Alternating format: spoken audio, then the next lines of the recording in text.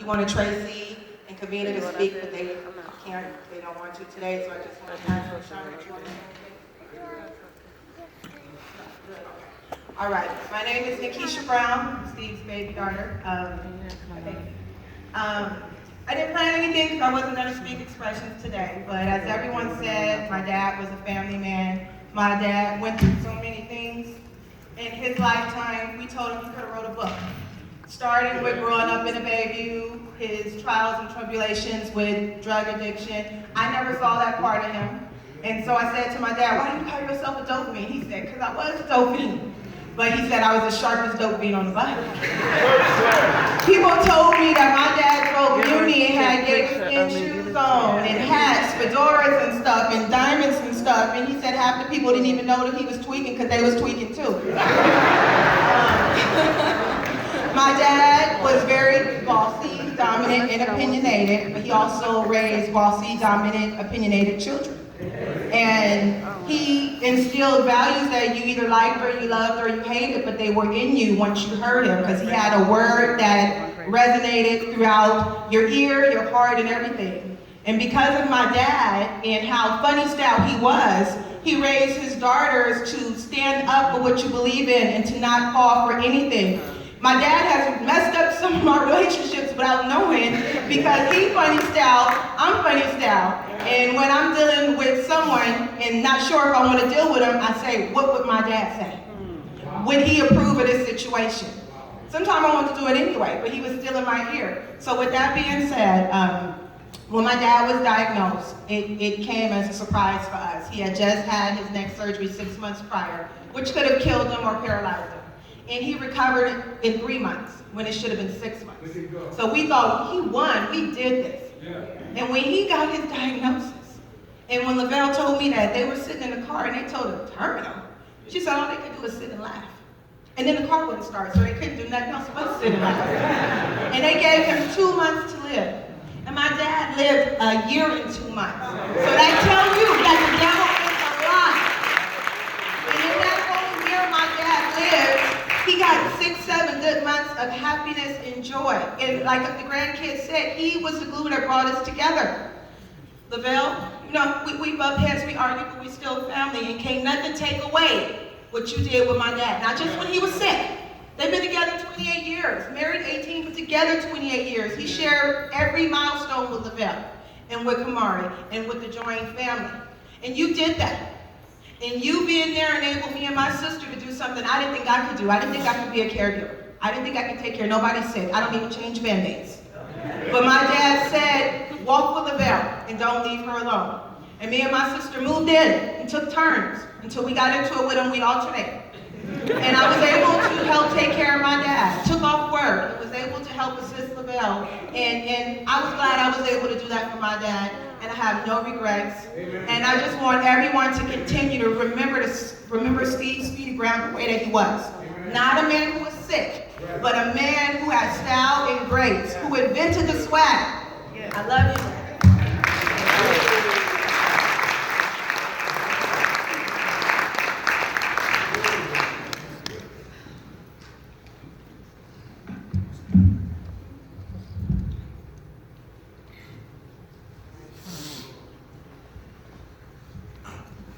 Good afternoon.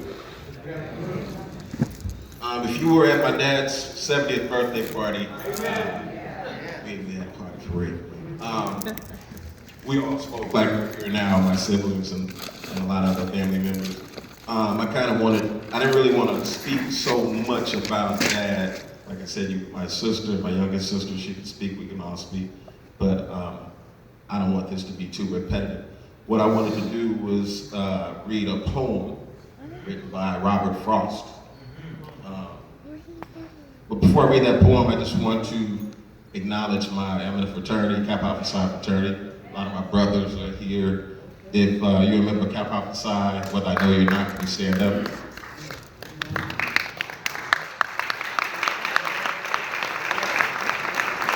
And I saw another brother from another fraternity, still my brother, if Calvin Thomas is here, could you stand up? Okay, he was here, he must have took off. I have co-workers, I live in San Jose, I grew up in Oakland. I have of people here from San Jose. If you're a co-worker of mine, can you stand up, please?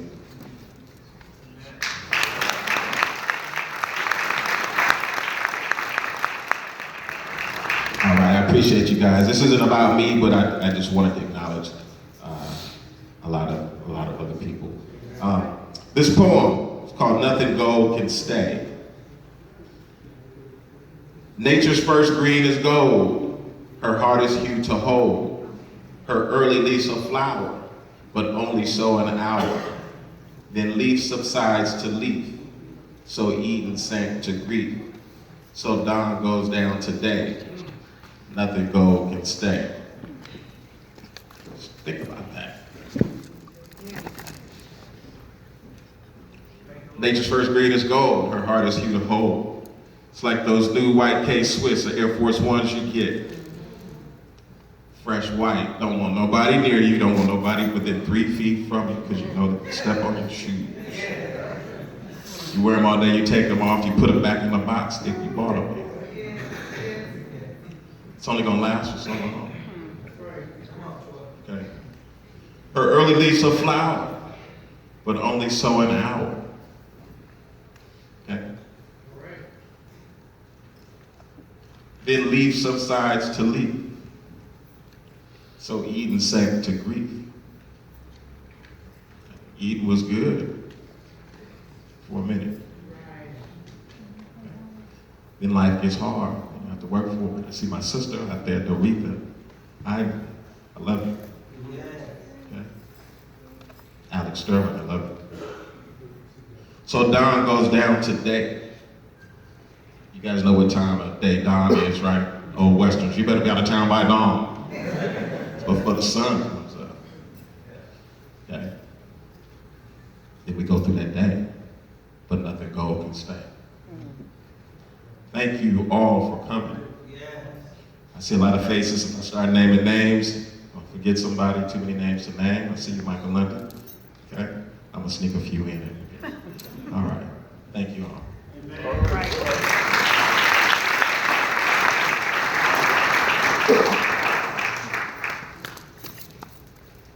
Alhamdulillah, all praises due to Allah and Allah alone. Father of the universe, Father of love, truth, peace, freedom, and justice. I love my dad, and he knew I loved him, and he loved me. I've been through a lot of more than some of my siblings may have, even though we all have our journeys and our trials and our tribulations. My mom is here who raised me, Daisy Hill. Thank you for being here.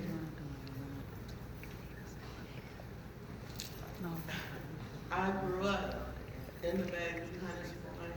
My family is from the Bayview Hunters Point. My grandmother, Harriet Brown Dax, was the first African-American woman to live on Revere Street, to purchase a home on Revere Street. My family moved here before the Great Migration, before it was a whole lot of so-called black people here. So the Brown name, the Lockett name, is known throughout this city, the hills. I'm just honored, and I thank God that He gave me the strength and the understanding to continuously support my dad. When my mom died, my dad had about 9 months clean and sober, which was a blessing. All I ever wanted in life was my father. And I would drive the bus with him through his addiction times. But when he got clean, he clinged onto his family. And most importantly, he clinged on to me and my sister. She was very young. She doesn't remember some of the things. And that's a good thing about changing your life. So as I speak in the community, and I've spoke professionally over 30 years, I tell fathers, you can always re-enter your children's lives. Daddy didn't have nothing but memory. He'd go to work, and he would do what he did, what he had to do. When he got clean, he was off work. He was blessed to be able to have some time off of work. And sometimes we would just have saltine crackers and cheese, but we was with our Father. So I tell men out there, if you don't have a relationship with your children, they don't remember the material things that you buy them. They remember those who showed up. They remember if you showed up. So if you just make some peanut butter and jelly sandwiches and take your children to the park, they'll remember that. But Daddy was a hustler. All right. So we eat our cheese and crackers going across the bridge in his Chevy, and we end up at the racetrack. Yes. My fondest memories. Daddy let us pick a horse. We picked a horse. We rode over, eating cheese and crackers. Our right-handed guy. When we walked out of there, we might go have McDonald's or Burger King. And as time went on, when my mom passed, he walked with me. He told me, he said, now, I have 4 children, and you are the only one that does not have a mother. He said, so you gotta get out there, and you gotta get it for yourself. He didn't know what his life was gonna turn out to be. He didn't know that he would aspire to be a giant amongst all giants, king amongst all kings, the greatest of all times. But he told me, you keep soap to wash your behind, laundry detergent to wash your clothes, deodorant so you can smell good, hygiene stuff to keep the house clean, and you can walk out of your house dressed fresh and clean, and not a soul will have to know that you don't have a dime in your pocket.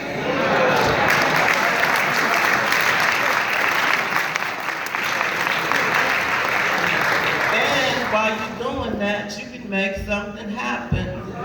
And so I took that, and I've never had to worry my father for anything. And if I did, I was able to return it back to him as I promised I would, but not very many times.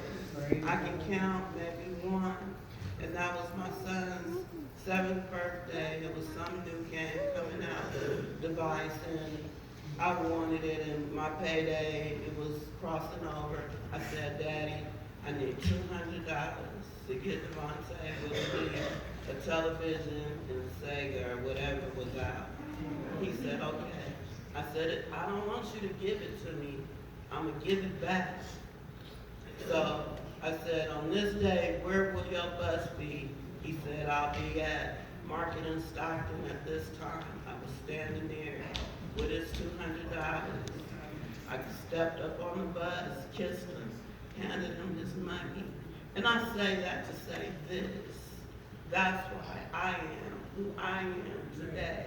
A strong, Asiatic, Aboriginal, cream of the crop. He is the cream of the crop of the planet Earth. I come from out of darkness into the light. And I thank God for my dad. I thank God for Lavelle. If I say this to her often, if you know anything about ships, and if some of y'all men, y'all know about ships, you know about yachts. It's a little rotor, they call it a rudder. Right.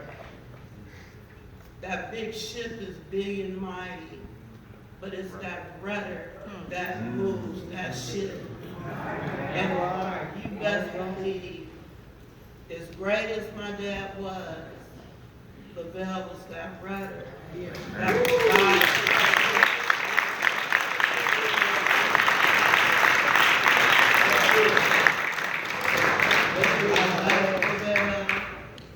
Because you loved my dad unconditionally through it all, the good, the bad, and the marvelous. You loved him through so many of his medical difficulties. You was right there when he had so many. This was not his first bout with cancer. This was just the only one that he chose not to do chemo for. So she has been through it all with him. I thank you for being a grandmother to all of our children. As I look through the albums this past week, and you could see her down there now, she's about 2, and they're opening up Christmas presents. And you could see her with all of the grandchildren. These are your babies. You got a girl at the head and a girl at the bottom, and boys all in between. And we love you, love you, love you, love you for taking such good care of my dad. With that, for my people, the San Francisco Housing Authority, the San Francisco Public Housing Citywide Tenant Association, the Candlestick and Shipyard CAC Committee, the Implementation Committee. I sit on the District 10, the Legacy Foundation. To all of my people who have supported me in my absence as I've taken care of my father, I thank you so much. I thank you for being understanding. I thank you for the encouragement. Commissioner Linda Richardson, I thank you. I thank you so much, sister. I thank all of you. Dr. Honeycutt, I don't know if you're here. She makes sure that all of our young people and multi-generational are connected within the Bayview community. I grew up in this community. I lived in Double Rock when it was the 3 stories. That's where they brought me from Letterman General Hospital to Double Rock. Yeah. I remember when this building was a wash house. Right. I remember when this building was a grocery store. I remember when each corner was a black gas station. Yes. I remember when B&J's was all black. Yes. So my family's history runs deep. My grandfather retired from the U.S. Navy. That's how my mom's family got here. He retired from the shipyard and from Treasure Island. So my family's roots run deep in this city on both sides of my family. My grandmother Harriet Bird, like I said, Bird Brown Dags. She was the first black woman to live on Revere Street. And I just want to say thank you to everyone. I haven't mourned my dad because he was a strong man. He didn't allow us to cry. Just maybe in the last month, he would say, just go on and let them out. But he put a lot of people out of his house for crying.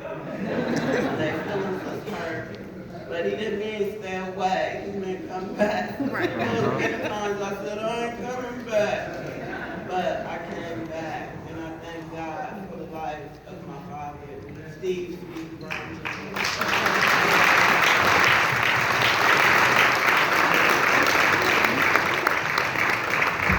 Good afternoon, everybody. My name is Kavina Brown. I'm Troy's wife, and I'm going to be brief because we want to get out of here on time. I wasn't going to say anything, but after watching Dad be as strong as he was for 14 months, it would be remiss for me to walk out of here and not leave remarks and just express my gratitude and my appreciation for who he was, the strength that he imparted in his family, that I know runs through my children. The first time I met Dad, when Troy took me up to Clear Lake, Dad opened the door and I said, oh my goodness, your daddy is fine. And I had never met anyone so strong and so elegant and so classy and so nice. He welcomed me with open arms. He never treated me any less than a daughter. I lost my father in 2010, but God left me in good hands. I have a strong, wonderful husband. I have wonderful children, and I have a wonderful extended family. Lavelle, there's gonna be some nights where it's gonna be real tough. And I saw those days where it was real tough. But God matches those that are equally yoked. And the strength of this man right here is tenfold in you. When you need me, I'm there. Okay, thank you, everybody.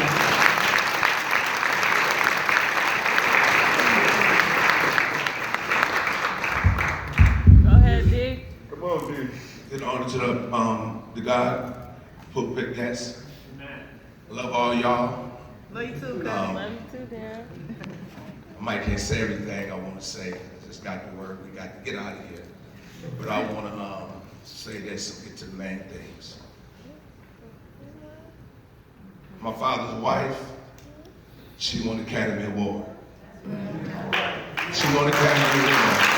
My two sisters, Jill, Wayne, y'all was running up. That's the first thing I had locked in my head. Y'all gonna be mom won the Academy Award. She won it. You won my heart forever. You got me forever. I was a cream puff. I mean, I ran off for a month. It was hard to see my father like that. Yeah. It's my twin. It was hard. So I said, well, when I go sing, what is he gonna do? He gonna grill me. As soon as I walked in, hey man, sit down right here. I ain't mad at you. I did that too. When his father was sick in '76. Yeah. And I just thought he was gonna crush me. And I said, Pops, we sit down and I hold his hand, we start crying. I said, Pops, you know, what we went through, I hope y'all never go through it. The last 12 months, worse than my life. Yeah. See my father like that, the worst in my life. Yeah. Wait, I go to work, I get up at 4. I wake up at 2, can't go back to sleep, tripping on my father. I tell him that, I told him, he said, man, try to get you some rest, because it's hard to get my rest. Ever since he's been gone, I've been sleeping good. No more stressing. I know he was ready to talk to me, he said, I'm ready to go. I said, Pops, go for it. You know, I seen him in his sins. I'm the oldest, I seen things my brothers and sisters and them didn't see. I seen my grandmother take him in the room, try to make him stand there for 2 or 3 days straight. She left the door open like this. See him in a fetal position, shaking, trying to make him break the habit. It didn't work, and I'm a gambler. And I bet it, I said, my father, I know he ain't gonna never get clean. I said it, I was around 14. My grandmother tried it again, left the door open like this. I'm little, 14. I looked between the door, same thing. Didn't work. Pop's gonna be a loser. Then when he got clean, no, hold it first. I used to walk down 3rd Street. You Steve Brown's son? No. No. That's what I did. That's what I did. No, that's what I did. Next month, somebody I look like he's my twin. First, I think I look like him, but I'm right on it. And to go down this road, walk down the street again, 3rd Street. You Steve, somebody else? I said, no. But out of all my brothers and sisters, I was the one that got in trouble. Been in the penitentiary twice. First time I went, Rick James, the singer, was my cellie. Yeah. He stepped on my bed and rolled cigarettes, all the cigarettes on the floor. They thought I was gonna jump on them. You know, and I left there in May the 9th, 1995. Got back out selling drugs, went back on my birthday, December 1st, 95. I was mad. Yeah. I got out December 1st, 96, on my birthday though. And I said, I'm gonna stop selling drugs. Yeah. I said, I'm gonna stop selling drugs. My boy Troy was at the wait last night. I was gonna have him stand up for him. He came, he just got a new job. He got me a moving company job. And the parole officer said, I'm gonna let you off in 13 months if you keep a job. He let me off in 13 months. And then I signed up for Muni in Longshank. I said, I wish I would drive a bus. God bless the longshoreman. I ain't got to go to work. I ain't got to go to work. I really got to go to work. I know God works mysterious ways. He tough. My grandmother raised me. My father's mother raised me. And stay in the house, you got to go to church. I might don't go now, but I know about the man upstairs. And my father might not have been there for us like he should have, but all his kids, we've made a vow. All you just get clean. Got to make up for everything. And that's what he did. He got clean. I changed my life. I got off crack in '89 and stopped selling drugs in '95. And God blessed me with one of the best jobs in the world. I know y'all know about LeBron James, them, and Michael Jordan. Pop's bad. Pops was bad. I didn't know he's that tough. He fooled me. He fooled me. I still think about it. I said, he quit like that. And I asked him, why you quit? He said, because Mom sold that house on Revere. I said, that made you quit? But he quit everything. I ain't quit everything. I didn't quit smoking cigarettes. I didn't quit everything. Marijuana's legal now. I got to put the highlight in my car. Quit everything is tough. Quit everything is tough. It ain't that easy to just quit like that. It touched me when he did that, and it was tough. And I told him at my grandfather's funeral, all my Browns came. I asked them to come support me. They all came. And I told my father, I said, you my role model, man. I love you, man. All my friends, please stand up. All my friends, stand up. Welcome you. Love y'all. Love y'all. Kid Kat, thank you for everything, baby. Everybody that worked, we worked together. It was hard for us. Yeah, we was fighting. We all got in the boxing ring with Pops. We got in the boxing ring with him because, boy, that medicine had him talking. I come see him, and me and him in the living room, he tell me, come here, man. I was talking bad to Mama. Was I wrong? Yeah! And I was talking bad to Kim. Another day he said, was I wrong? I said, yeah! That was his middle name, apologize. That's what he was doing. But I don't put this on nobody, man, because this was steep. This is the worst 12 months in my life, and I'm 54 years old. I've been in penitentiary twice. That wasn't nothing compared to this. To see my father get this little, messed me up, man. I had a partner I worked with. He's the only kid. He said when his mother passed, his family didn't help him like he thought. He said he had to go see a psychiatrist. I know some people lose their mother, father, or wife, never be the same again.